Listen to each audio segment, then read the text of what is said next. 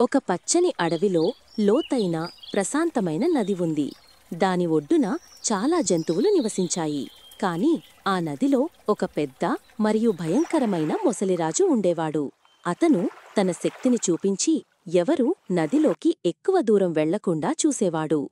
అక్కడ ఒక చిన్న కప్ప కూడా ఉండేది. అది నిజాయితీగా ఉండేది. కాని ఇతర జంతువులు మొసలికి భయపడటం కప్పను బాధించేది. ఒకరోజు అడవిలో భారీ వర్షాలు కురిశాయి. నది నీరు పెరిగి జంతువుల ఇళ్లలోకి ప్రవేశించటం మొదలైంది. అందరూ భయంతో కూడిపోయారు. అప్పుడు ఒక తెలివైన నక్క నదిని దాటడానికి మార్గం కనుగొనాలని ప్రయత్నించింది. కాని మొసలిరాజు దాన్ని చూసి కోపంగా అడిగాడు, "నా అనుమతి లేకుండా ఇక్కడికి ఎలా వచ్చావు?"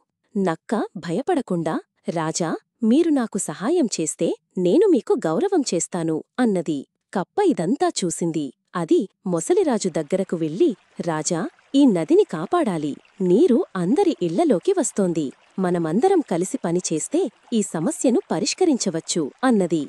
మొసలిరాజు కప్పను తేరిగ్గా చూశాడు. "నువ్వొక చిన్న కప్పవి, నీకు ఏమి తెలుసు?" అన్నాడు. కాని కప్ప వదులుకోలేదు. "మనమందరం కలిసి పనిచేస్తే ఏదైనా సాధ్యం" అన్నది.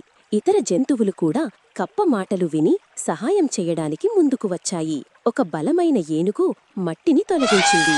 నక్క, కప్ప మరియు ఇతర జంతువులు కలిసి నీటిని సరి అయిన దిశలో మళ్లించాయి. క్రమంగా నీటి ప్రవాహం తగ్గింది మరియు అందరూ సురక్షితంగా ఉండిపోయారు. మొసలిరాజు తప్పు తెలుసుకున్నాడు. అందరూ కలిసి పనిచేస్తున్నట్లు చూసి మొసలిరాజుకు తన తప్పు తెలిసింది. అతను, "మీరు చెప్పింది నిజం. కలిసి పనిచేస్తే ఏదైనా సాధ్యం" అన్నాడు. అతను ఇకపై ఎవరినీ బెదిరించనని వాగ్దానం చేశాడు. అందరూ సంతోషంగా తమ ఇళ్లకు తిరిగి వెళ్లారు. కలిసి పనిచేయడం వల్ల పెరిగిన గౌరవంతో అడవి మరింత శాంతియుతంగా మారింది.